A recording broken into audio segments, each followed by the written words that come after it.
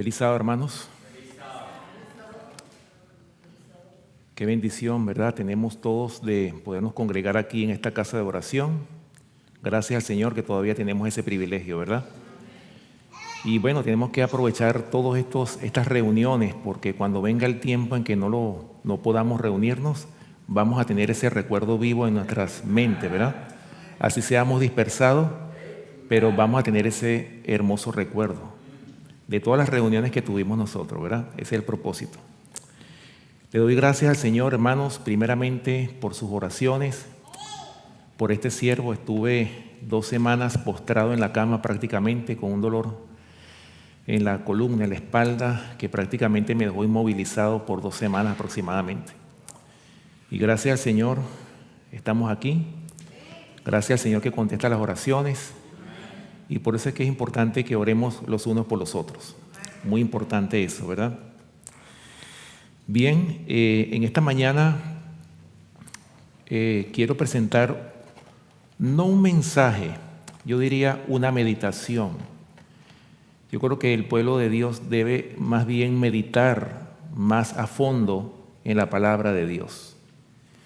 En especial, hermanos, en la vida y en la obra de nuestro Salvador Cristo Jesús. Nosotros necesitamos conocerlo cada día más a Él. Y me gustó el desempeño tanto de la meditación que trajo la hermana Juanita como de la escuela sabática. Todo está conectado y yo le doy gracias al Señor por eso. Y me doy cuenta que no es que le roben el mensaje a uno. Yo no uso esa palabra porque el mensaje no es de uno, el mensaje es de Dios. Y es una confirmación, por eso es que me gusta a veces que agarren del mensaje de uno al principio, porque es el Señor el que pone eso en las mentes, porque es necesario que se repita, porque hay un propósito. Y no es casualidad lo que presentó la hermana Juanita, es precisamente la continuación del mensaje que yo voy a presentar. O sea, es como un anexo. Así que es una bendición, hermanos, cómo el Señor nos conecta y es un mismo espíritu para que meditemos en su preciosa palabra. Y justamente en esta mañana, el título del mensaje que voy a presentar se titula El carácter de Cristo. ¿Necesitamos nosotros conocer el carácter de Cristo? Claro que sí, claro que sí. Pero vamos a la lectura bíblica. Fíjense bien, hermanos, de qué manera podemos ser nosotros transformados. ¿Qué nos dice la lectura bíblica? Vamos a buscar 2 Corintios capítulo 3 y vamos a leer el versículo 18 para que meditemos en este versículo. Y este es un versículo del cual podemos sacar todo un mensaje y es precisamente este mensaje que estamos hablando o que vamos a hablar en esta mañana. 2 Corintios capítulo 3, versículo 18. Fíjense bien las palabras del apóstol Pablo aquí en esta segunda carta a los Corintios. Dice 2 Corintios capítulo 3, versículo 18. Por tanto, nosotros todos, mirando a cara descubierta como en un espejo la gloria del Señor, somos transformados de gloria en gloria en la misma imagen como por el Espíritu del Señor. ¿Lo ven? ¿De qué manera podemos nosotros ser transformados? ¿Es a través de qué? De la contemplación de su carácter. ¿A través de qué? A través de la palabra de Dios. Oh, hermanos, es muy importante que entendamos cómo es el carácter de nuestro Salvador Cristo Jesús. En el espíritu de profecía hay una cita que dice que debiéramos nosotros dedicar al menos 1 hora cada día para repasar la vida de Cristo desde el pesebre hasta el Calvario. Así dice esta cita. ¿Por qué, hermanos? Porque si nosotros decimos que somos cristianos, tenemos precisamente que reflejarlo a Él. ¿Acaso Él no dijo que cuando Él se fue, no dijo que iba a preparar moradas? y que cuando Él viniera, dijo Él, os tomaré a mí mismo. ¿Por qué el Señor dijo esas palabras? Os tomaré a mí mismo, es decir, que el Señor se va a reflejar en nosotros. Vamos a reflejar su carácter. O sea, Él no dijo, los tomaré a ustedes, sino dijo, os tomaré a mí mismo. Está dando a entender el Señor con estas palabras que Él se identifica con su pueblo, de que su pueblo y el Señor vamos a ser uno con Él, así como Cristo es uno con el Padre. Esa es la unidad. Por eso es que lo que hablábamos esta mañana, por eso es que me gustó todo este desenlace de este culto de adoración. Y miren cómo el Señor arregla las cosas. Por eso es que yo me gozo, hermanos, cómo Dios arregla todo de tal manera para repetir, porque ese es el método del Señor, la repetición.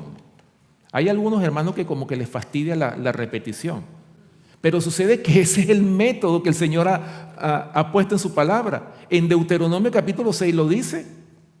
Y le repetirás estas palabras en la mañana, al mediodía, en la tarde, en la noche, y vas a ponerlas en las paredes. Todo el tiempo el Señor quiere que esto se repita. Igualmente, el apóstol Pedro también lo dijo, creo que en segunda de Pedro, si no me... Voy a buscar este versículo que... Fíjense lo que dice el apóstol Pedro. Creo que es segunda de Pedro 1:12. Déjenme ver si es... Sí. Segunda de Pedro, capítulo 1, versículo 12. Escuchen bien, hermanos, que el método del Señor es el de la repetición. ¿Por qué? Porque cuando nosotros nos quiten la Biblia y el espíritu de profecía, tenemos que dar testimonio de la fe que hemos recibido por muchos años. Y escuchen lo que dice aquí el apóstol Pedro. Segunda de Pedro, capítulo 1, versículo 12. Por esto yo no dejaré de recordaros siempre estas cosas, aunque vosotros las sepáis y estéis confirmados en la verdad presente. O sea, yo no voy a dejar de recordaros estas cosas, yo se las voy a repetir aunque a ustedes no les guste. Aunque vosotros estéis confirmados en la verdad presente, de todas maneras yo se los voy a repetir. Y por eso es necesario que nosotros repitamos estas palabras, porque la iglesia lo necesita. Y qué mejor aún que estudiemos el carácter de nuestro Salvador Cristo Jesús. ¿Por qué? ¿Conocemos realmente al Señor? ¿O es que nos está pasando lo que le sucedió a los atenienses allá vamos a buscarlo, en Hechos capítulo 17? Fíjense lo que pasó con los atenienses. Ellos eran muy religiosos y estaban adorando a un Dios que no conocían, es decir, al mismo Dios que Pablo estaba predicando. Hechos capítulo 17 y vamos a leer los versículos 22 y 23. Escuchen las palabras que dice Pablo aquí en esta carta del libro de los Hechos. Hechos capítulo 17, versículos 22 y 23 dice: Entonces Pablo, puesto en pie en medio del Areópago, dijo: Varones atenienses, en todo observo que sois muy religiosos. ¿Cómo eran ellos? Muy religiosos. Porque pasando y mirando vuestros santuarios, hallé también un altar en el cual estaba esta inscripción: al Dios no conocido, al que vosotros adoráis, pues sin conocerle es a quien yo os anuncio. ¿Lo ven? ¿Qué pasaba con los atenienses? Ellos estaban adorando a Dios, pero realmente no conocían a ese Dios que ellos estaban adorando. ¿Y qué fue lo que les dijo Pablo al Areópago? Le dijo: bueno, sucede que ese Dios no conocido de ustedes es a quien yo os predico. Es al que yo les quiero enseñar para que ustedes lo conozcan. Y eso puede estar pasando en cada uno de nosotros. Pudiera ser. Nosotros venimos aquí a adorar, pero ¿realmente conocemos a ese Dios que adoramos? Por eso es importante, hermanos, nosotros como pueblo debemos de preocuparnos en nuestro culto personal, de por lo menos dedicar 1 hora, dice ella, para repasar la vida de Cristo desde el pesebre hasta el Calvario. Es necesario conocer a ese Dios al cual adoramos. ¿Ok? Ahora, volviendo al versículo, a la lectura bíblica, dice que somos transformados de gloria en gloria, en la misma imagen como por el Espíritu del Señor. Acuérdense que el hombre es transformado por lo que contempla. ¿Realmente estamos siendo transformados por el Espíritu de Dios? ¿O qué es lo que nosotros estamos contemplando? Porque a veces recuerden que el diablo es muy astuto y el diablo sabe cuáles son nuestros gustos. Nos ha estudiado de tal manera que él sabe cómo hacernos caer. Él sabe qué es lo que más nos llama la atención a cada uno de nosotros. Y en eso justamente él pone nuestra atención, para que nos desviemos, para que no estudiemos la palabra. El objetivo del diablo es ese, apartarnos de la palabra de Dios. Por eso es que el cristiano tiene que hacer un esfuerzo sobrehumano para vencer esas tentaciones que el diablo pone de no querer estudiar la palabra de Dios. Mis hermanos, estamos viviendo en un tiempo en el cual nosotros necesitamos apartar tiempo para el estudio de la palabra de Dios. Tener una experiencia personal con el Señor, porque el pastor de la iglesia no es el que va a dar, no es el que va a rendir cuenta por nosotros. Somos cada uno de nosotros los que tenemos que rendirle cuenta a Dios. Y si vamos a ser llevados ante tribunales, ante gobernadores, ante magistrados, podemos ser avergonzados si nosotros no conocemos la preciosa palabra de Dios. Hermanos, el llamado en esta mañana es ese. Recibir diariamente la palabra de Dios y no permitir que los afanes de esta vida nos aparten de Él, porque así trabaja el enemigo. El objetivo de Él es apartarnos, pero nosotros tenemos que perseverar en esa fe que una vez fue dada a los santos. Ahora, para ser transformados a la imagen de Dios, ¿o cómo podemos ser transformados a la imagen de Dios? Es a través de la contemplación de su carácter, por el estudio de la palabra de Dios y también por la oración ferviente. El conflicto de los siglos, en la página 664, dice que habrá hombres de fe y de oración que se sentirán impelidos a declarar con santo entusiasmo las palabras que Dios les inspire. O sea, por eso es que el Señor dice en su palabra, cuando venga el Hijo del Hombre, ¿hallará fe en la tierra? Oiga, qué pregunta, ¿no? ¿Será que en estos tiempos que estamos viviendo nosotros, será que nos hemos apartado de la fe, hermanos?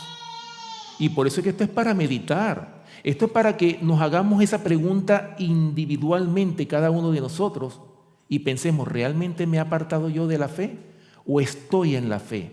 ¿Cómo ha sido mi vida espiritual? ¿Me he mantenido o me he apartado? ¿He crecido o he menguado? ¿O me he mantenido igual? Que esas palabras nosotros las hagamos internamente, cada uno de nosotros. Ahora, fíjense, hermanos, del conocimiento del carácter de Dios depende la vida eterna. ¿Sí o no? ¿Ah? ¿No lo dice la palabra de Dios? Vamos a buscarlo. Juan capítulo 17, versículo 3.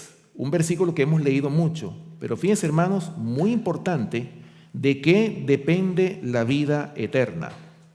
La vida que nosotros queremos obtener. Porque yo creo que todos los que estamos aquí sentados deseamos ser salvos. ¿O no es así? ¿Sí o no? Escuchen lo que dice Juan capítulo 17, versículo 3. ¿En qué consiste la vida eterna? Dice Juan capítulo 17, versículo 3. Y esta es la vida eterna, que te conozcan a ti, el único Dios verdadero, y a Jesucristo, a quien has enviado. ¿En qué consiste la vida eterna? Hermanos, en conocer tanto al Padre como al Hijo. El carácter, porque el carácter del Padre es el mismo carácter de Cristo. ¿O es que acaso cuando estuvo aquí en esta tierra, que le hicieron la pregunta, bueno, muéstranos al Padre? Felipe, ¿verdad? Tanto tiempo que he estado con nosotros, con ustedes, y no me conoce Felipe. El que me ha visto a mí, ¿ha visto a quién? Al Padre, porque Él es la imagen de su sustancia. Exactamente el mismo carácter. Por eso es que conocer el carácter de Cristo es conocer el carácter de Dios. ¿Ok? Muy importante. Voy a leerles una cita que está en el Ministerio de Curación, para que ustedes vean, hermanos, cuál es la verdadera educación que nosotros como pueblo debemos recibir. Ministerio de Curación, para los que están anotando, en la página 318 está esta cita que voy a leer a continuación. Y dice así: el conocimiento de Dios es el fundamento de toda verdadera educación. ¿Qué dice aquí? El conocimiento de Dios es el fundamento de toda verdadera, oigan esta palabra, de toda verdadera educación y de todo servicio verdadero. Es la única salvaguardia contra la tentación. Es también lo único que puede hacernos semejantes a Dios en carácter.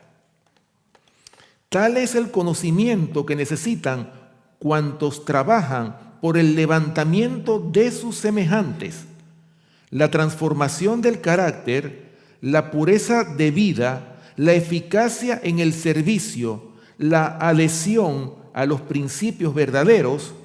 Todo esto depende del verdadero conocimiento de Dios.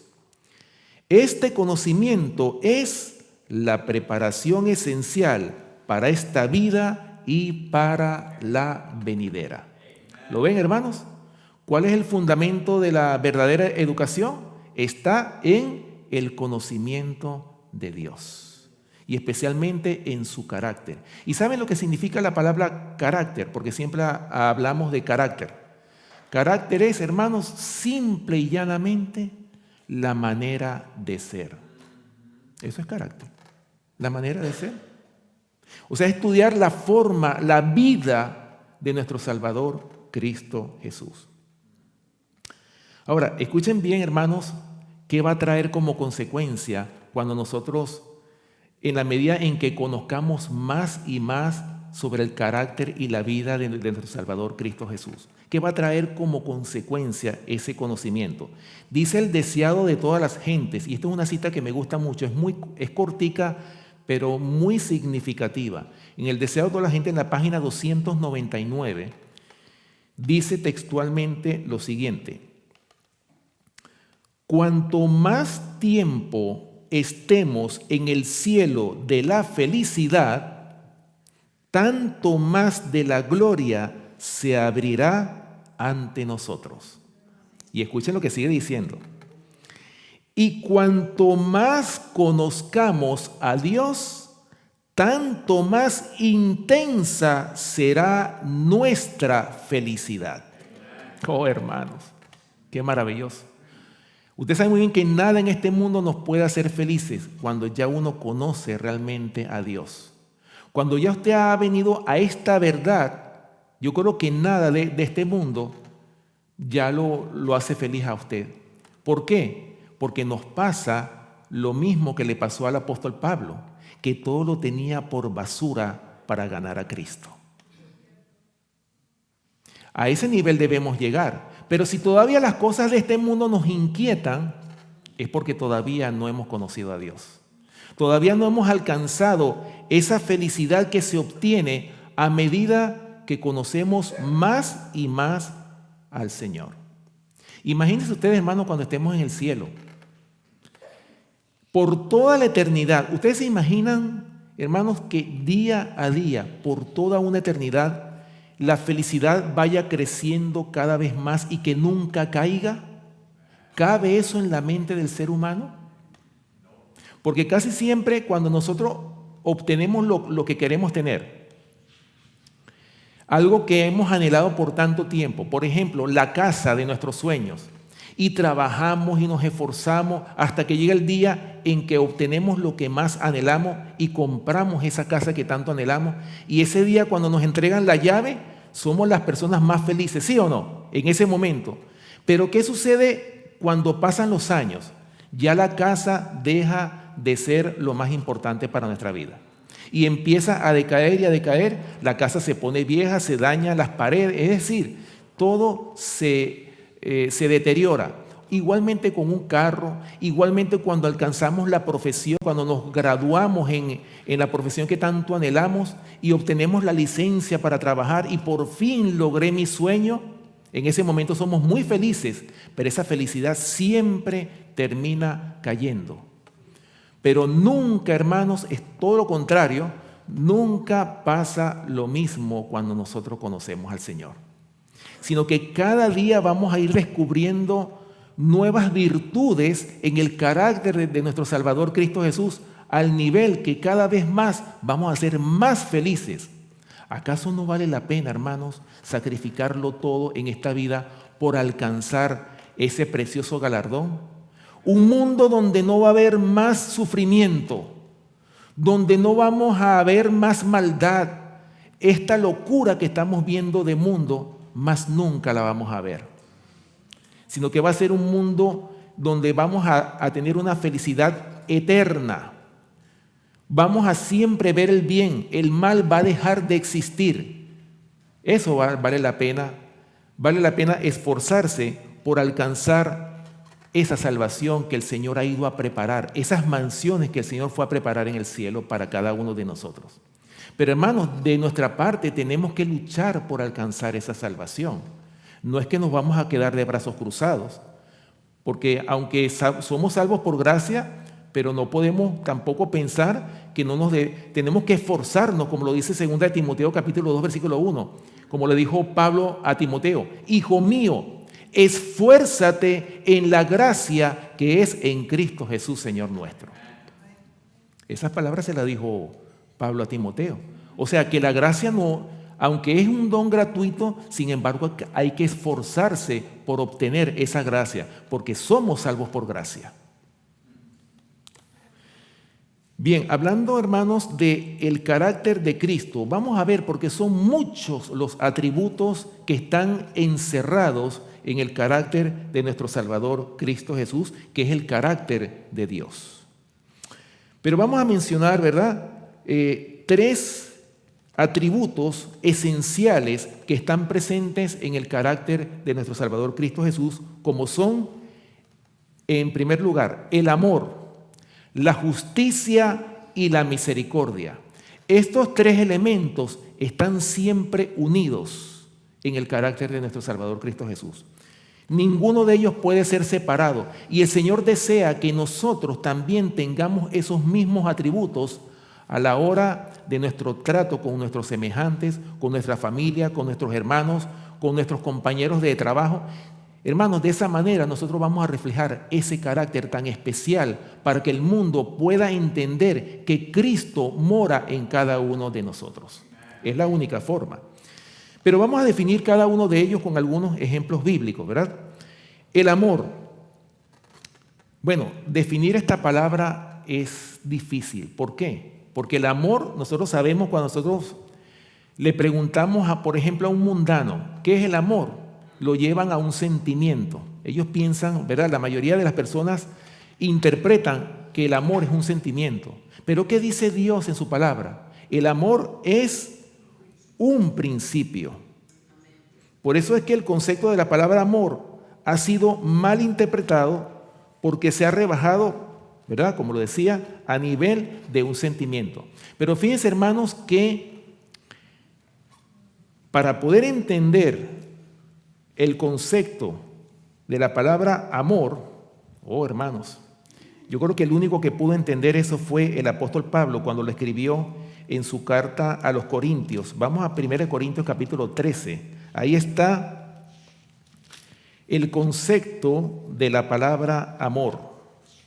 Pablo, yo creo que se aproximó a lo que es el amor de Dios. 1 Corintios capítulo 13, y vamos a leer los versículos del 1 al 8. Primera de Corintios capítulo 13, versículos del 1 al 8. Interesante cómo Pablo define aquí la palabra amor. Estamos hablando del amor verdadero, del amor de Dios. El amor como un principio, no como un sentimiento. Siempre hago énfasis en esto, ¿no? Dice así: si yo hablase lenguas humanas y angélicas y no tengo amor, vengo a ser como metal que resuena o címbalo que retiñe. Y si tuviese profecía y entendiese todos los misterios y toda ciencia, y si tuviese toda la fe de tal manera que trasladase los montes y no tengo amor, nada soy. Versículo 3. Y si repartiese todos mis bienes para dar de comer a los pobres, y si entregase mi cuerpo para ser quemado y no tengo amor, de nada me sirve. Fíjense, hermanos, lo que dice aquí Pablo. Primeramente, el apóstol Pablo habla de que si yo hablo en lenguas humanas, angélicas, ¿verdad? Pero si no tengo amor, ¿qué voy a hacer? Vengo a ser como metal que resuena o címbalo que retiñe. Pero dice que aunque tuviese profecía, aunque tuviese la verdad, pero si yo no tengo amor, nada soy. Y no solamente se queda ahí, sino que también sigue diciendo: y si repartiese todos mis bienes a los pobres, y si entregase mi cuerpo para ser quemado y no tengo amor, nada soy tampoco. ¿Se dan cuenta, hermanos? Nosotros podemos podemos ser muy fervorosos en la iglesia, podemos hacer obra misionera, podemos ser los más destacados a la vista de los hermanos. Pero si nosotros no tenemos amor, eso no vale absolutamente de nada. Soy metal que resuena, címbalo que retiñe. Pero fíjense cómo sigue hablando el apóstol Pablo aquí desde el verso 4 hasta el versículo 8. Miren cómo él lo define. Dice: el amor es sufrido, es benigno. El amor no tiene envidia. El amor no es jactancioso, no se envanece, no hace nada indebido, no busca lo suyo, no se irrita, no guarda rencor. No se goza de la injusticia, mas se goza de la verdad. Todo lo sufre, todo lo cree, todo lo espera, todo lo soporta. Y finalmente dice el versículo 8, el amor nunca deja de ser, pero las profecías se acabarán y cesarán las lenguas y la ciencia acabará. ¿Lo ven? Las profecías que conocemos nosotros hoy día, ahora mismo pueden estar en proceso de cumplimiento. Podemos ser muy buenos explicando profecía, pero va a llegar el día en que la profecía se va a terminar, se va a cumplir toda. Pero ¿qué es lo que va a prevalecer? El amor de Dios. Ahora, hermanos, el concepto de la palabra amor también, y nosotros lo que profesamos verdad presente en este ministerio, por ejemplo, a veces nosotros, sin darnos cuenta, nos hemos dedicado más a hablar del juicio o de la justicia. Pero se nos ha olvidado, porque casi siempre decimos que aquellos que predican del amor de Dios, sucede que hay dos clases de amor. Está el amor que mata y está el amor que salva. Es muy diferente. El amor que mata es aquel que dice, bueno, no importa cómo tú seas, si tú tienes defectos de carácter, no te preocupes que cuando Cristo venga, te va a arreglar esos defectos de carácter. No te preocupes, porque el hombre no puede superar sus pecados. Es imposible para el hombre dejar de pecar. Pero Cristo, como Cristo es amor, no te preocupes, Él te va a aceptar como tú eres. Ese es un amor que mata, porque están predicando precisamente lo contrario a lo que Dios dice. Porque dice el Señor que nos va a salvar de nuestros pecados, no nos va a salvar en nuestros pecados. Eso nunca va a pasar. El Señor nos va a salvar de nuestros pecados. Es decir, tenemos que abandonar el pecado. Y muchas veces el Señor permite que nosotros pasemos por aflicciones, por tristezas, por pruebas dolorosas. ¿Para qué? Hermano, para que nosotros dejemos de pecar. Porque el Señor nos ama de tal manera que el Señor quiere tu salvación, quiere mi salvación el Señor. Por eso, mis hermanos, el amor de Dios que salva está aquí en 1 Corintios capítulo 13. Y fíjense bien lo que dice el versículo 13. Y ahora permanecen la fe, la esperanza y el amor. Estos tres, pero el mayor de ellos es el amor. ¿Se dan cuenta? Necesitamos tenerlo, porque esa es la base, porque es que lo dice la palabra de Dios, ¿sí o no? Dios es amor. Pero escuchen bien, eso no se queda ahí nada más. Eso no se queda ahí nada más. Porque si yo solamente hablo de esto, estoy presentando un mensaje incompleto. ¿Ok? También está la justicia y la misericordia, de las cuales vamos a hablar más adelante. Pero hay otro versículo, hermanos, que nosotros siempre hemos mencionado mucho, Juan capítulo 3, versículo 16, que no lo sabemos de memoria, pero vamos a leerlo. Juan capítulo 3, versículo 16. Un versículo, hermanos, que lo recitamos, pero quizás no lo entendemos. Quizás nosotros no hemos comprendido cuán grande y profundo es el amor de Dios. Escuchen bien. Porque de tal manera amó Dios al mundo que ha dado a su Hijo unigénito para que todo aquel que en Él crea no se pierda, mas tenga vida eterna. Hermano, ha sido tan grande el amor de Dios que el Señor no estaba obligado, o sea, estamos hablando del Padre. El Padre no estaba obligado a salvar al hombre, no estaba obligado. O sea, total, ¿cuántos mundos no hay en este universo? ¿Cuánta creación no ha hecho el Señor? ¿Cuántos seres no hay en diferentes mundos que uno ni siquiera conoce? Muchísimos, ¿sí o no? Apenas la única mancha de todo el universo es este planeta Tierra, donde se originó el pecado, donde el hombre, en este caso Adán, cayó en el pecado lamentablemente. Pero fíjense, hermanos, el Señor pudo haberse olvidado de nosotros. Bueno, total, yo tengo tantos seres creados que, total, eso es una minoría. No importa, tengo una gran mayoría que sí me es fiel a mí. No. ¿Qué dijo el Señor? Dice aquí, de tal manera amó Dios al mundo. ¿Entendemos esa palabra? Hermanos, ese amor nosotros no lo comprendemos, porque el pecado nos ha cegado los ojos, nos ha cegado el entendimiento. Y por esa razón no podemos comprender cuán grande es el amor de Dios por el hombre. De tal manera amó Dios al mundo que dio a su Hijo. ¿Para qué? Para que todo aquel que en Él crea no se pierda, mas tenga vida eterna. Cuando uno comprende cuán grande es el amor de Dios, oh hermano, todo lo podemos tener por basura. Y eso fue lo que le pasó a Pablo. Vamos a Romanos capítulo 8, para que ustedes vean, hermanos, cuán grande. O sea, Pablo sí recibió el amor de Cristo en su corazón. Él entendió ese amor que nosotros necesitamos recibir. Escuchen cómo lo definió Pablo. En Romanos capítulo 8, vamos a leer el versículo 35, desde el 35 hasta el 39.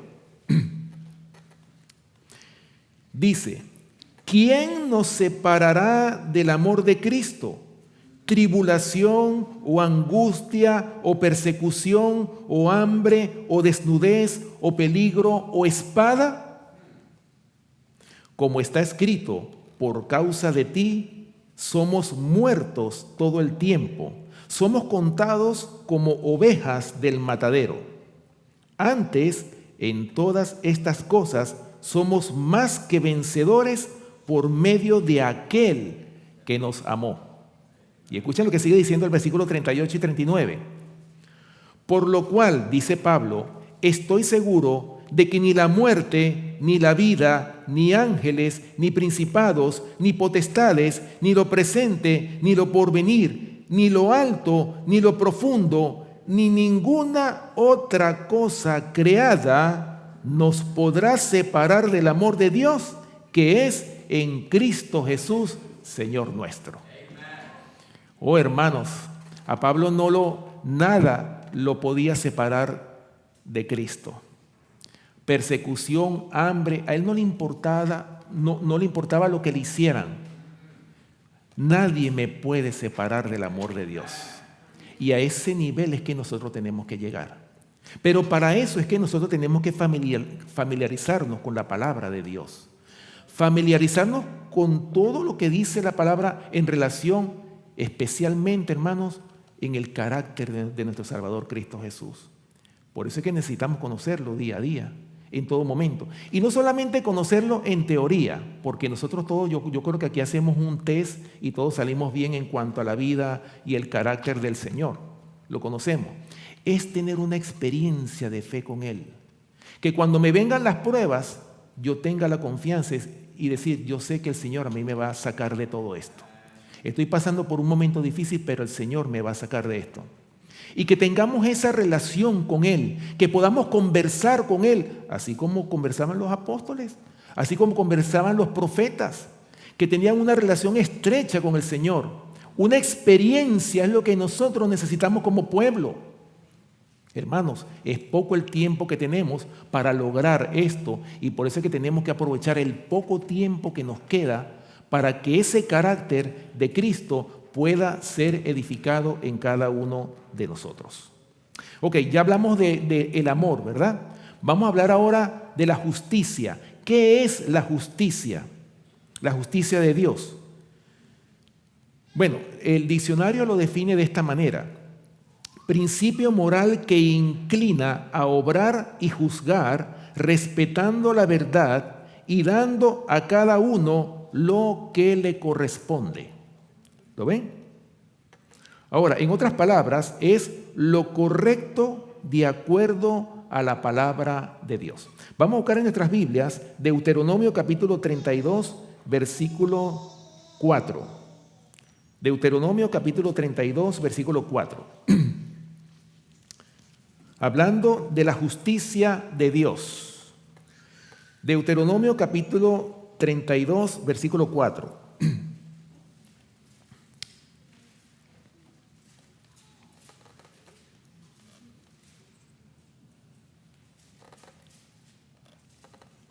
Deuteronomio capítulo 32, versículo 4. ¿Ya lo tienen? Dice, Él es la roca cuya obra es perfecta, porque todos sus caminos son rectitud, Dios de verdad y sin ninguna iniquidad en Él. Sigue diciendo, es justo y ¿qué más? Y recto. ¿Lo ven? ¿Cómo es Dios? Dios es justo y recto. Para mí algo puede parecer justo, pero para otro no. Pero ¿cuál es la verdadera norma de justicia? La verdadera norma de justicia está ¿en dónde? En la palabra de Dios. No solamente para los que creemos, sino para todo este mundo, para toda esta humanidad. La verdadera norma de justicia está ¿en dónde? En la palabra de Dios. ¿Ok? Muy importante. Ok, ahora, la justicia de Dios también se caracteriza por el castigo de Dios. ¿Ok? Hay muchos hermanos que piensan, y por ahí han salido algunos que dicen que Dios no castiga. ¿Ok? Pero hermanos, como todo padre que ama a su hijo, porque el que ama a su hijo, ¿qué dice la palabra de Dios? Lo corrige, tiene que aplicarle también la vara de la corrección. Ahora, no es que Dios, porque tenemos que tener y ser equilibrados en todo esto, no nos debemos de ir a ninguno de los extremos. O sea, el Señor castiga, pero no es que se deleita o está como el Dios severo así, que está listo con el látigo para ver quién se resbala y castigarlo inmediatamente. No. El Señor dice que es paciente, espera y envía amonestaciones hacia esa persona a través de la Biblia, a través de algún hermano, a través de sus siervos los profetas, ¿verdad? A través de la palabra del espíritu de profecía. Es decir, o a través de un consejo nosotros podemos recibir alguna amonestación. ¿Para qué? Para que dejemos de hacer lo malo y hagamos lo recto ante los ojos de Jehová. ¿O es que acaso cuando nosotros leemos en Éxodo, en Levítico, en Deuteronomio, en el Pentateuco, siempre cuando estudiamos la historia del pueblo de Israel, ¿qué era lo que hacía el Señor antes de castigarlos? Dejad de hacer lo malo, hacer lo recto, porque el Señor no quería castigarlos. O sea, le estaba dando un tiempo a su pueblo. ¿Para qué? Para que procediera al arrepentimiento. Ahora, cuando perseveraban en la rebelión, llegaba el día en que el Señor aplicaba el castigo. Por eso es que el castigo de Dios se conoce como la extraña obra. ¿Ok? Se conoce como la extraña obra, el castigo de Dios, pero el Señor castiga. Porque no es que el Señor va a pasar, porque nos ama, entonces va a permitir o nos va a pasar todos los defectos de carácter. No. Recuerden que en el cielo nadie va a entrar que tenga defectos de carácter. El Señor quiere que aquí en este planeta Tierra, nosotros, que por cierto es la escuela que tenemos nosotros, aquí es donde nosotros tenemos que edificar el carácter de Dios para que podamos, porque ese es el pasaporte para poder entrar en las mansiones celestiales. ¿Ok? Muy importante. Así que, hablando de que Dios castiga la iniquidad, bueno, vamos al libro de Hebreos, capítulo 12. Fíjense bien, hermanos, lo que dice aquí el apóstol Pablo en Hebreos capítulo 12. Hebreos capítulo 12 y vamos a leer los versículos 22 y 23.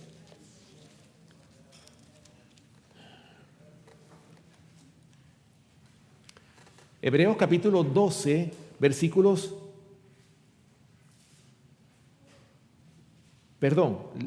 Hebreos capítulo 12, versículos 28 y 29, ¿ok?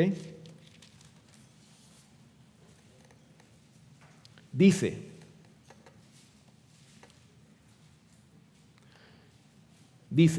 así que recibiendo nosotros un reino inconmovible, tengamos gratitud y mediante ella sirvamos a Dios agradándole con temor y reverencia. ¿Por qué? Porque nuestro Dios es ¿qué? Fuego consumidor. Así como Dios es amor, ¿qué también es? Es fuego consumidor. Por eso es que no solamente se dan cuenta, hermanos, que nosotros no podemos presentar un solo atributo del carácter de Dios. Si yo solamente hablara del amor, estoy dejando fuera la justicia. Y si solamente hablo de la pura justicia, estoy dejando fuera el amor y la misericordia. Por eso es importante, hermano, estos tres elementos están unidos en el carácter de nuestro Dios, pero también deben estar unidos en nuestro carácter para que nosotros, la obra que hagamos sea efectiva, para que nosotros podamos traer frutos dignos de arrepentimiento al redil del Señor. ¿Ok? Muy importante. Otro versículo más, hablando del castigo, para que ustedes vean, hermanos, Dios castiga, pero no es que está como un juez severo, como lo habíamos dicho, ¿no? Pero el Señor tiene que castigar la iniquidad. Dice Job, fíjense bien el libro de Job, capítulo 5, vamos a Job, capítulo 5, versículos 17 y 18.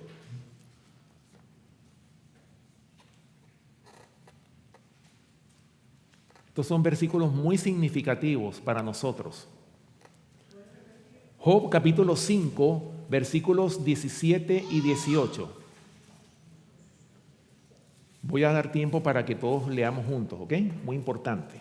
Job capítulo 5, versículos 17 y 18. Ya lo tenemos todo, ¿verdad? Dice, he aquí, bienaventurado es el hombre a quien Dios castiga. Por tanto, no menosprecies la corrección del Todopoderoso, porque Él es quien hace la llaga y Él la vendará. Él hiere y sus manos curan. ¿Lo ven? ¿Se dan cuenta, hermanos? O sea, el Señor hace la llaga, es decir, nos castiga, pero también con sus manos, ¿qué hace? Nos cura de ese castigo también. En otras palabras, el castigo de Dios está mezclado con misericordia. Todos los castigos de Dios hasta ahora. Pero cuando se cierre la gracia, ¿qué va a pasar? Dios va a castigar sin mezcla de misericordia, cuando ya se cierre la gracia.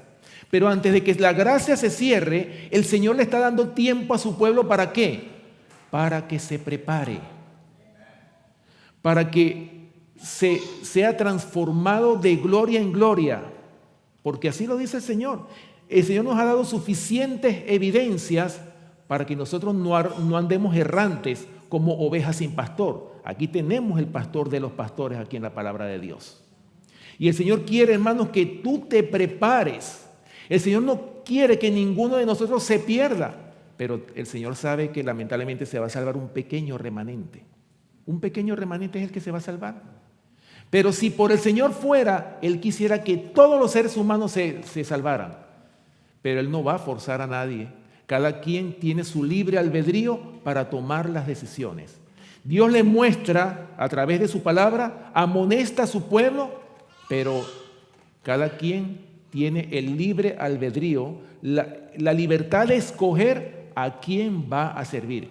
Si va a obedecer o va a desobedecer. ¿Estamos de acuerdo? Muy importante, ¿verdad? Ok, tercer elemento de los atributos esenciales que están presentes en el carácter de Dios. La misericordia. Ahora, ¿qué entendemos nosotros por misericordia? Es tan sencillo como esto: dar a alguien algo que no merece. ¿Entendemos eso? Es muy sencillo, ¿sí o no? Dar a alguien algo que no merece. Eso es la misericordia. ¿Y qué es lo que ha hecho el Señor con nosotros? Hermanos, esperar por nosotros. A veces el Señor detiene el castigo esperando que nosotros procedamos al arrepentimiento. El Señor no está obligado a salvarnos y sin embargo Él condescendió en enviar a su Hijo para salvarnos de nuestros pecados. ¿Ok? Ahora vamos a buscar Lamentaciones, hablando de la misericordia. Lamentaciones capítulo 3, versículos 22 y 23. Lamentaciones está después de Jeremías. Es un libro también, es parte del libro de Jeremías. Lamentaciones capítulo 3, versículos 22 y 23. Lamentaciones, capítulo 3, versículos 22 y 23. Hablando de la misericordia, escuchen bien lo que dice aquí este libro de Lamentaciones. Dice: por la misericordia de Jehová no hemos sido consumidos. Oh, hermano, gloria al Señor. Voy a repetir: por la misericordia de Jehová no hemos sido consumidos. Acuérdense que habíamos leído que Él es fuego consumidor. Y sigue diciendo: porque nunca decayeron sus misericordias. Versículo 23, nuevas son cada mañana, grande es tu fidelidad. Qué bendición, ¿verdad? O sea, hermanos, ¿cuándo nosotros podemos obtener las misericordias de Dios? Y fíjense que habla aquí cada mañana, muy importante. ¿Se dan cuenta, hermanos? Que en la Biblia siempre se habla de la mañana, que hay bendiciones en el madrugar. Por eso, hermanos, yo les exhorto a los que puedan, levántense temprano, para que puedan recibir cada mañana las misericordias de Dios, las bendiciones que el Señor nos da a través de su palabra. Lo primero que nosotros deberíamos de hacer como cristianos, como creyentes en esta verdad presente, al levantarnos debería de ser sentarnos a estudiar la palabra de Dios. Primeramente con oración. Recuerden que esos dos elementos son esos elementos, tanto el estudio de la palabra como la oración, son los dos elementos esenciales en el culto personal, en el culto individual, en ese encuentro de usted con el Señor. Estamos llamados. Acuérdense que Jeremías 33:3, me vino a la mente ese versículo.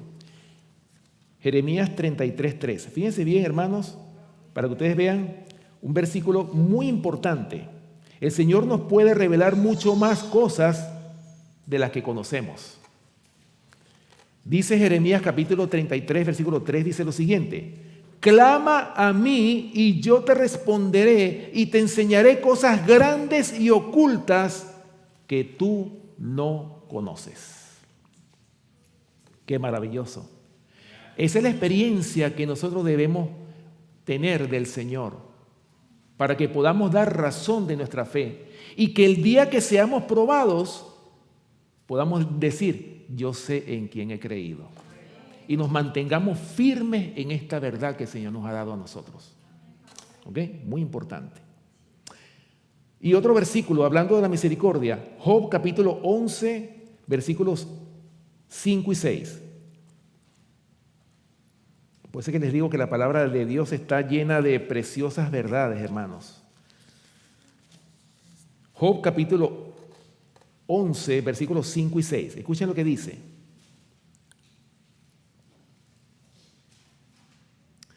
Mas, oh, ¿quién diera que Dios hablara y abriera sus labios contigo y te declarara los secretos de la sabiduría que son de doble valor que las riquezas? Conocerías entonces que Dios te ha castigado menos de lo que tu iniquidad merece. Oh, gloria al Señor. Qué misericordia tan grande la del Señor. El Señor nos castiga, pero a veces nos castiga menos de lo que nuestra iniquidad merece. Miren el amor de Dios. ¿Se están dando cuenta, hermanos, la relación que hay en estos tres elementos? ¿Cómo están unidos? El amor, la justicia y la misericordia. Por eso es que yo los exalto como los tres atributos esenciales en el carácter de Dios. Pero sucede que hay otros más que pudiéramos mencionar, como por ejemplo la paciencia de Dios. Dios es paciente, ¿sí o no? Vamos a 2 de Pedro capítulo 3 versículo 9 para que ustedes vean lo que habla de la paciencia de Dios. 2 de Pedro capítulo 3 versículo 9. Dice, un versículo que hemos leído mucho y que es una esperanza para nosotros, este versículo que vamos a leer. 2 de Pedro capítulo 3 versículo 9 dice, el Señor no retarda su promesa, según algunos la tienen por tardanza, sino que es paciente para con nosotros, no queriendo que ninguno perezca, sino que todos procedan al arrepentimiento. ¿Lo ven, hermanos? Qué precioso el carácter de nuestro Padre Celestial. O sea, Él anhela nuestra salvación, pero por eso es que el Señor espera por nosotros. Él no quiere que tú te pierdas. Él está esperando antes de que sus juicios sean derramados sobre esta tierra. Porque eso también hay que decirlo. El Señor tiene los días contados, aunque su misericordia es para siempre. Sin embargo, la misericordia tiene un límite en el Señor. Porque va a llegar el día en que el Señor dice, bueno, hasta aquí. Hasta aquí. Ya le di suficiente tiempo, le di suficientes oportunidades para que se arrepintiera, pero no quiso arrepentirse. No aprovechó el tiempo. Prefirió vivir en el mundo, prefirió rechazar las amonestaciones que yo le estaba enviando. Ya no puedo hacer más nada por él. Lo amo y todo, pero ya no puedo hacer más nada por él. Y ahí es donde el Señor va a ejecutar su castigo sobre aquellos que fueron rebeldes. Acuérdense que el Señor también castigó al pueblo de Israel por su rebeldía constante. Y lo mismo va a pasar en nuestro tiempo. Solo que tenemos un intercesor en el cielo, que es nuestro Salvador Cristo Jesús, que está ahora mismo en el santuario celestial, lugar santísimo, intercediendo por ti y por mí. Por eso, mis hermanos, aprovechemos este corto tiempo. Yo siempre se los digo, nos queda muy poco tiempo de gracia, porque de acuerdo a lo que estamos viendo, de acuerdo a los eventos finales que estamos viendo que se están desarrollando en pleno desarrollo, como lo estamos viendo cada uno de nosotros, hermanos, estamos viendo que la venida del Señor está más cerca que nunca. Y por esa razón es que día a día, cada hora, cada día, cada mes, cada año debemos aprovecharlo al máximo. Y poner en primer lugar, si es que nosotros somos cristianos de verdad, poner en primer lugar nuestro culto personal, poner en primer lugar los ejercicios espirituales que tienen que ver con nuestro crecimiento espiritual. Eso debería estar en primer lugar en nuestras vidas. Pero cada quien decide cuáles son sus prioridades. ¿Ok? Bueno, eso en relación a la paciencia. Ahora, hermanos, la paciencia es uno de los atributos más, yo diría, más importantes de todos los frutos del Espíritu Santo. Y se acuerdan una vez que yo se los definí, pero se los voy a volver a definir. Fíjense, hermanos, cómo define el diccionario secular. Voy a hablar del diccionario secular, de la palabra paciencia. Escuchen bien cómo la define. Dice, capacidad de sufrir, oigan esto, capacidad de sufrir y tolerar desgracias y adversidades o cosas molestas u ofensivas con fortaleza, sin quejarse ni rebelarse. ¿Se dan cuenta a lo que nosotros tenemos que llegar? Hermanos, parte del carácter de Dios también tiene que ver con la paciencia. Es uno de los frutos preciosos del Espíritu Santo que el Señor quiere que tú desarrolles. Y la forma de poderlo desarrollar es a través de las pruebas. Cuando somos probados, cuando somos metidos en el horno de la aflicción. Ahora, yo les pregunto, ¿quién quiere sufrir? Que levante la mano. Yo creo que ninguno, ¿sí o no? Porque, hermanos, no es propio de la naturaleza humana el querer sufrir. Pero por causa del pecado, el Señor permite que sus hijos pasen por el sufrimiento. Porque es la única forma en que Él puede lograr que nosotros podamos ser purificados. Que el carácter de Cristo pueda ser edificado en cada uno de nosotros. Solamente a través del sufrimiento. Así como nuestro Salvador Cristo Jesús sufrió por nosotros cuando fue llevado a la cruz del Calvario, nosotros también tenemos que cargar nuestra propia cruz. Por eso dice la palabra de Dios, el que, dice un versículo, el que quiera vivir piadosamente en Cristo Jesús padecerá persecución es uno. Pero hay un versículo que habla de llevar la cruz cada día. ¿Verdad que sí? Entonces, cada día nosotros tenemos que cargar con esa cruz. ¿Por qué? Porque si queremos nosotros disfrutar de las glorias de Dios en el cielo, también tenemos que cargar la cruz que Cristo cargó en esta tierra. Para que podamos ser purificados a través de las pruebas que el Señor nos va a poner a cada uno de nosotros. ¿Ok? Bien, ahora, la pregunta, hermanos, hablando del carácter, volviendo al carácter de Cristo, que es lo que estamos estudiando. ¿Cómo Cristo corregía a los que pecaban? Es la pregunta que nos debemos hacer. ¿Cómo Cristo corregía? ¿De qué manera el Señor corregía? Bueno, vamos a poner el ejemplo de la mujer adúltera. ¿Sí? Vamos a buscarlo. Juan capítulo 8, versículos del 3 al 11. Aquí está la historia de la mujer adúltera. ¿Cómo el Señor corregía? Sí, Juan capítulo 8, versículos del 3 al 11. Juan capítulo 8, versículos del 3 al 11. Escuchen bien, hermanos, cómo corrigió el Señor esta mujer que fue sorprendida en adulterio. Que en la ley de Moisés, ¿qué era lo que mandaban? Mandaban a apedrear a las tales mujeres, ¿sí o no? Ok, Juan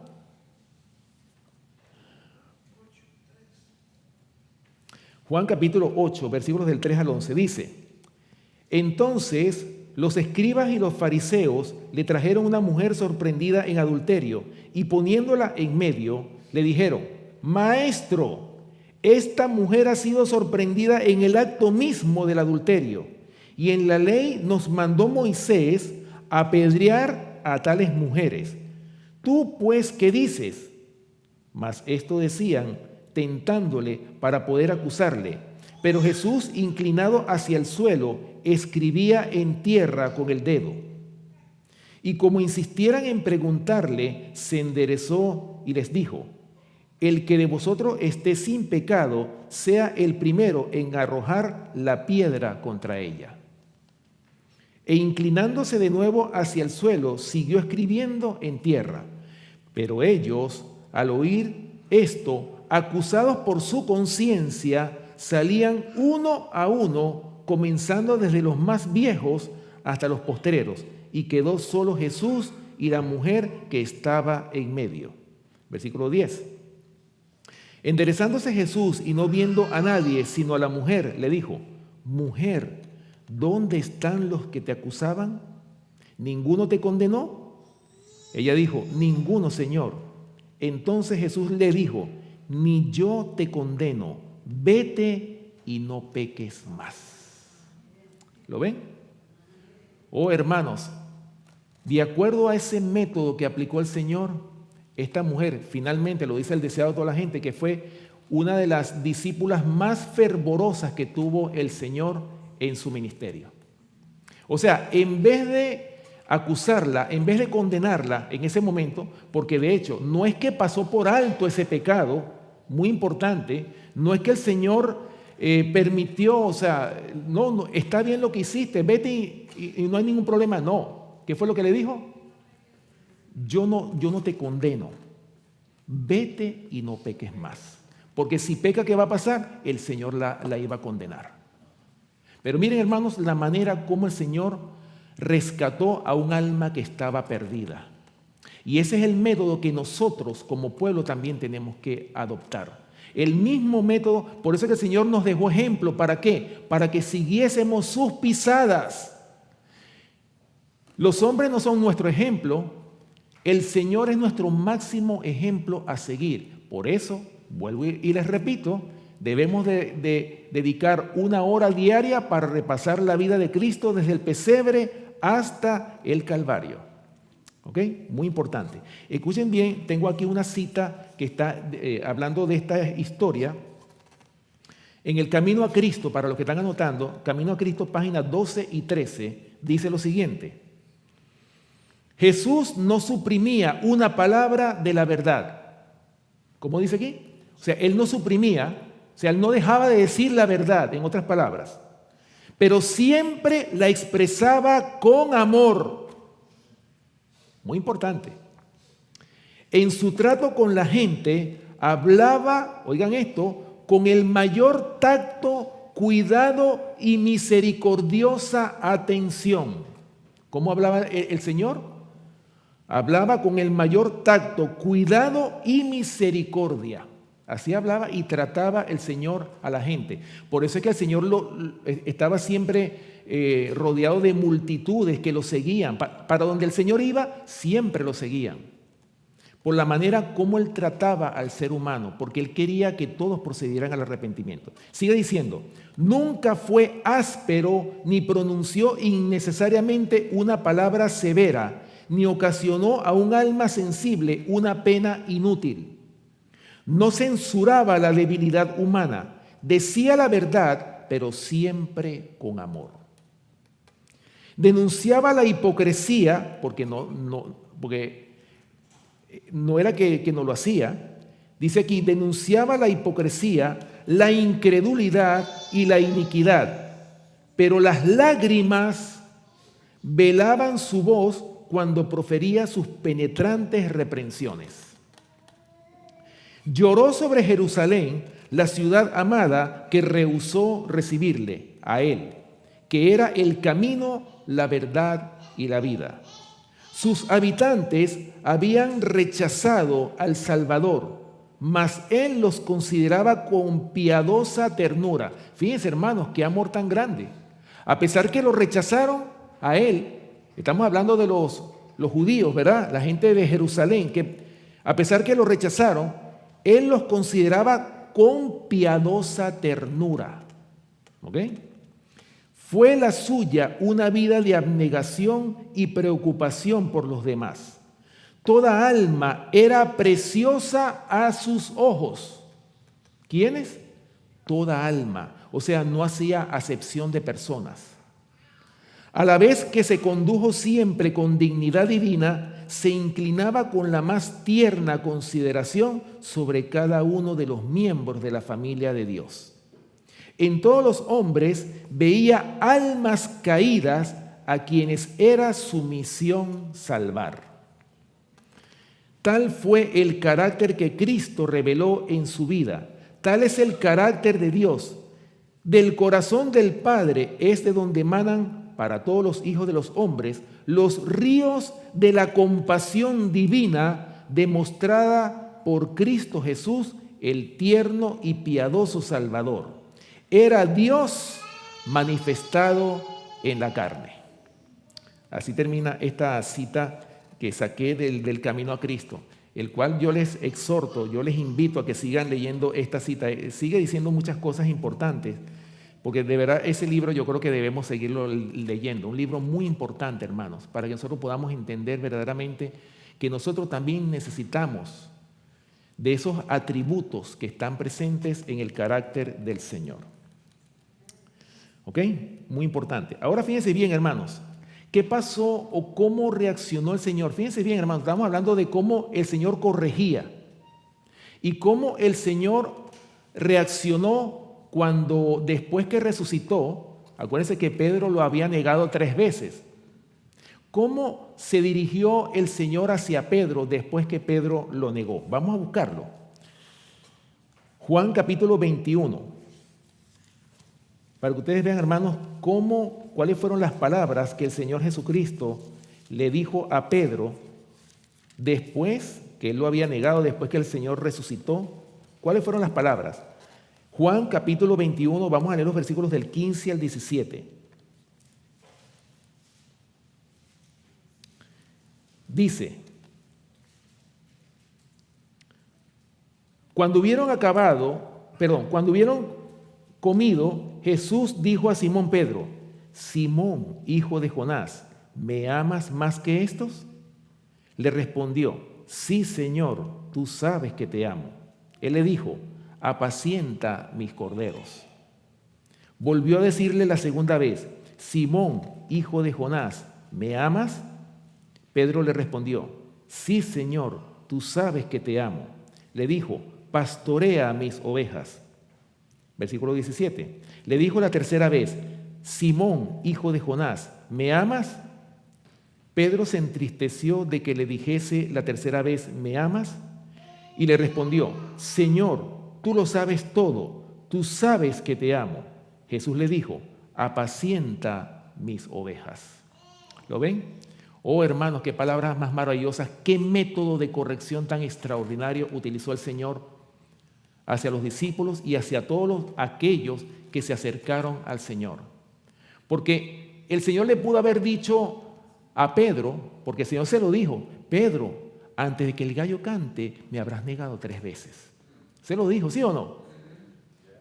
Y Pedro dijo: yo negar a mi maestro, imposible. Pero cuando vino el momento de la prueba, hermanos, ahí fue donde Pedro, ¿verdad?, del susto, negó 3 veces al Señor. ¿Y cómo fue? ¿Cuáles fueron las palabras que acabamos de leer aquí en Juan capítulo 21? No le dijo: viste, te lo dije que me ibas a negar, yo te lo dije. No le dijo esas palabras. ¿Qué le dijo? Pedro, ¿me amas? Y se lo repitió 3 veces. Así como Pedro lo negó 3 veces, el Señor le hizo la misma pregunta 3 veces. Y al final, la tercera vez, Pedro cayó sobre la roca. Señor, tú lo sabes todo. Tú sabes que te amo. ¿Verdad? Oh, hermanos, el Señor, a todos los que trató, el Señor los restauró con ese amor, con esa misericordia, con ese tacto que el Señor utilizó para tratar a todos los seres humanos. Qué maravilloso, ¿verdad?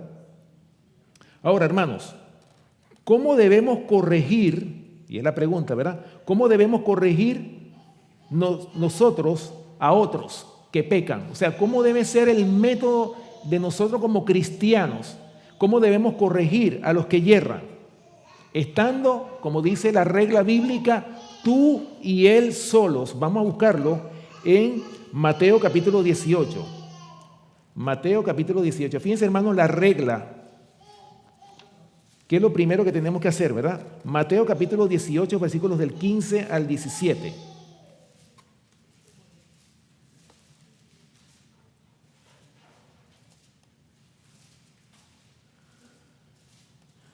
Dice: por tanto, si tu hermano peca contra ti, ve y repréndele estando tú y él solos. Si te oyere, has ganado a tu hermano. Pero ¿qué es lo primero que tenemos que hacer? En vez de avergonzarlo públicamente, ¿qué tenemos que hacer primero? Estando tú y él solos. Sigue diciendo, mas si no te oyere, toma aún contigo a uno o dos, para que en boca de 2 o 3 testigos conste toda palabra. Si no los oyere a ellos, dilo a la iglesia, y si no oyere a la iglesia, tenle por gentil y publicano. ¿Lo ven? Pero ¿cuál es el método? ¿Cuál es el primer paso? Estando tú y él solo. Hermanos, el Señor nunca avergonzó a nadie públicamente. El Señor siempre iba con la persona a solas. Así trabajó con Nicodemo y con la mujer de Samaria, ¿verdad? De la misma manera. Mire, hermano, es que lo dice también, mire, en Gálatas. Fíjense lo que dice Pablo en Gálatas. Gálatas capítulo 6, versículo 1. Escuchen bien, hermanos, para que ustedes vean cómo debemos corregir nosotros a los que yerran. Dice Gálatas capítulo 6, versículo 1. Hermanos, si alguno fuere sorprendido en alguna falta, vosotros que sois espirituales, restauradle con espíritu de mansedumbre, considerándote a ti mismo, no sea que tú también seas tentado. ¿Lo ven? O sea, aquí no se dice que no se corrija el error, pero ¿cómo, de qué manera tenemos nosotros que corregir a los que yerran? Con mansedumbre, con espíritu de mansedumbre. Así es que nosotros debemos corregir. Y eso es lo que refleja precisamente el carácter de Dios. Estos 3 elementos unidos en un solo carácter. Ahora, ¿cómo corregía, hermanos, el apóstol Pablo? El apóstol de los gentiles.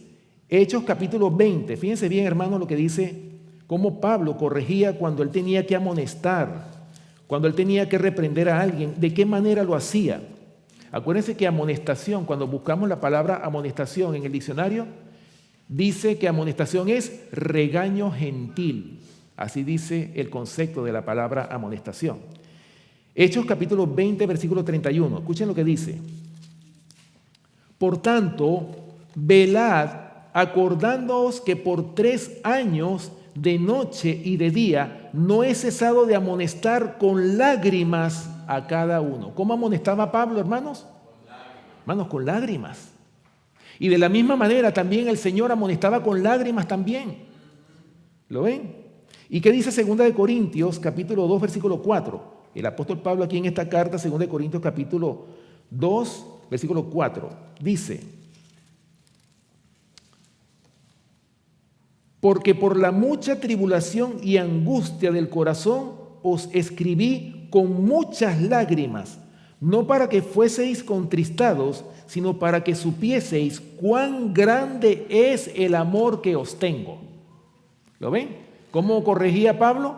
También, hermanos, con lágrimas, porque él amaba al que corregía, anhelaba la salvación del que corregía. ¿Ok? Bueno, hermanos, ese es el método de corrección que nosotros debemos adoptar. Ese es el carácter que nosotros debemos de tener para que podamos alcanzar a aquellos que están perdidos. ¿Ok? Bueno, y termino ya con esta cita. Voy a terminar este mensaje con esta cita que está en una matutina, hermanos. Miren, hermanos, qué interesante esta cita que les voy a leer. En la matutina, a fin de conocerles. Le voy a decir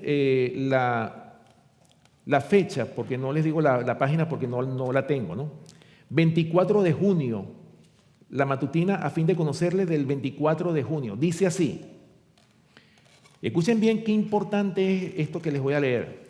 Debiéramos examinar cuidadosamente nuestra relación con Dios y con nuestros prójimos. ¿Qué es lo que debemos examinar cuidadosamente? Nuestra relación con Dios y con nuestros prójimos. Pecamos continuamente contra Dios, pero su misericordia continuamente nos ampara. Con amor soporta nuestras perversidades, nuestro descuido, nuestra ingratitud, nuestra desobediencia. Nunca se impacienta con nosotros. Insultamos su misericordia, agraviamos su Santo Espíritu y lo deshonramos delante de los hombres y de los ángeles. Y sin embargo, no falla su compasión. Miren, hermanos, que nosotros hemos sido malos y sin embargo el Señor ha sido bueno con nosotros a pesar de lo rebelde que hemos sido nosotros.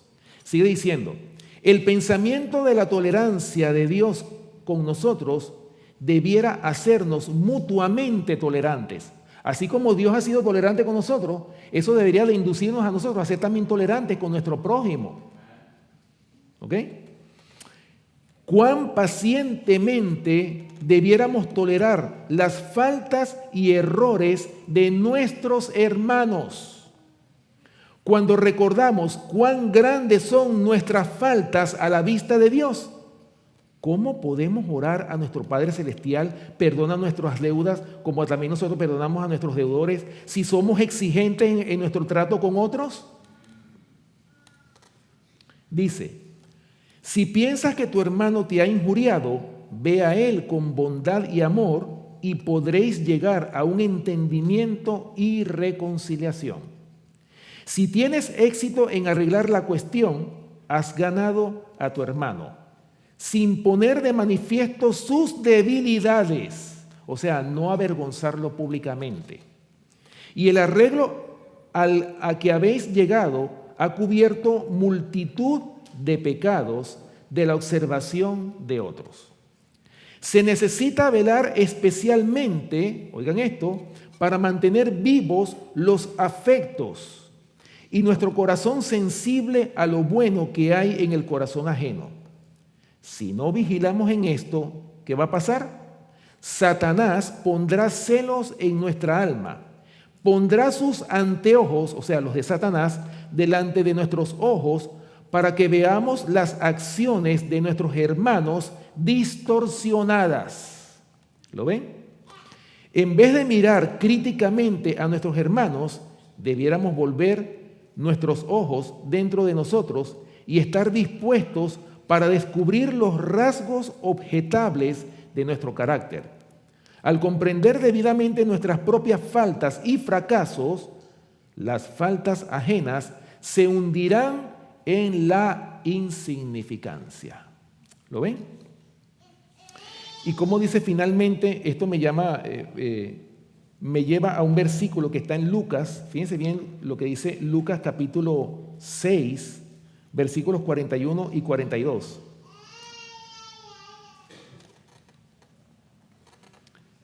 Hermanos, antes de nosotros corregir a otros, debemos mirarnos a nosotros mismos primeramente, ¿verdad? Escuchen lo que dice aquí, ya para terminar. Lucas capítulo 6, versículos 41 y 42.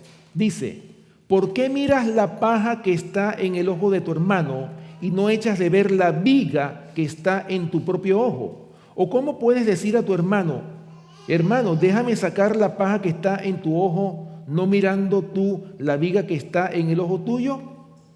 Hipócrita, saca primero la viga de tu propio ojo y entonces verás bien para sacar la paja que está en el ojo de tu hermano.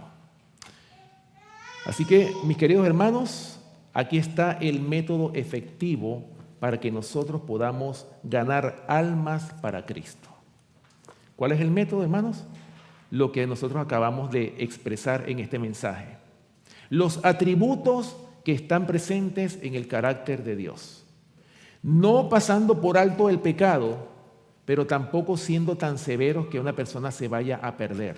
Tenemos que tratar de ser condescendientes hasta donde la palabra de Dios nos lo permita y ganar esa alma para Cristo, así como nuestro Salvador Cristo Jesús ganó muchas almas para el reino de los cielos. El Señor sembró la semilla. ¿Y qué pasó con los apóstoles? Los apóstoles recogieron abundantemente esa cosecha de frutos que dieron esa siembra que el Señor Jesucristo fue a hacer en su ministerio personal. Hermanos, aquí está nuestro ejemplo. Sigamos sus pisadas, así como ejemplo os he dado, dijo el Señor, para que sigásemos las pisadas de nuestro Salvador Cristo Jesús. Bueno, con estas palabras, hermanos, deseo que el Señor les bendiga. Y vamos entonces a terminar con una oración. Todos los que puedan arrodillarse, vamos a terminar con una oración. ¿Okay?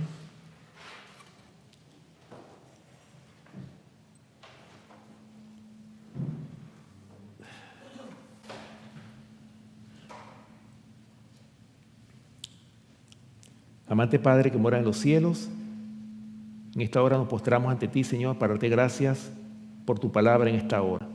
Te damos gracias, Señor, por estos consejos que tú nos das para que nosotros podamos corregir estos defectos de carácter que han estado presentes por mucho tiempo en cada uno de nosotros. Te rogamos, Señor, que tú sigas teniendo paciencia y que tú esperes por nosotros para que procedamos al arrepentimiento, para que no nos perdamos, Señor, para que podamos ser salvos, porque eso es lo que tú anhelas de cada uno de nosotros, que seamos salvos y que nosotros también podamos, con nuestra influencia, podamos llegar a que otros puedan ser salvos. Gracias, Señor, por tu palabra, gracias por tus bendiciones, por estos consejos que tú nos has dado. Y te rogamos, Señor, que nos ayudes en nuestras debilidades. Conocemos qué es lo bueno y qué es lo malo, pero te rogamos, Señor, de que ya que conocemos qué es lo bueno y qué es lo malo, que nosotros podamos ser hacedores de la palabra y no solamente oidores. Gracias, Señor, por tus bendiciones, gracias por tu palabra. Ayúdanos, Señor, a que podamos cada día crecer en esa gracia que tú nos has dado a cada uno de nosotros. Te pedimos también, Señor, una bendición muy especial por todos nuestros hermanos que están enfermos. Pasa tu mano sanadora sobre ellos. Ya tú sabes quiénes son, porque la lista es larga. También te rogamos una bendición muy especial por cada familia aquí representada en esta iglesia.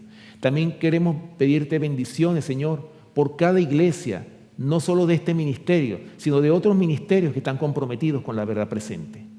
Una vez más, Señor, danos esa fortaleza, ese espíritu misionero que se necesita para que nosotros podamos llevar estas preciosas bendiciones a aquellos que no las conocen. Pero siempre que sea en ese carácter, en esa bondad, en esa mansedumbre tan especial que reflejó nuestro Salvador Cristo Jesús, que nos dejó como ejemplo para que siguiésemos sus pisadas. Una vez más, Señor, estamos agradecidos por tu benignidad, por tu bondad, por tu misericordia, por ese gran amor, Señor, que tú has tenido para nosotros. Y también, Señor, porque tú corriges la iniquidad. Corrígenos, Señor, porque queremos ser salvos. Amonéstanos, ayúdanos a recibir las amonestaciones de tu palabra, que las recibamos en el amor de Cristo.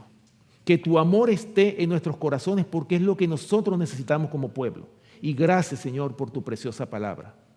Bendice los alimentos que hemos de compartir a continuación y quédate con nosotros en el resto de este día. Te lo pedimos y te lo rogamos todo, dándote las gracias en el nombre y por los méritos de nuestro amante Salvador, Cristo Jesús. Amén. Amén. Que el Señor les bendiga, hermanos.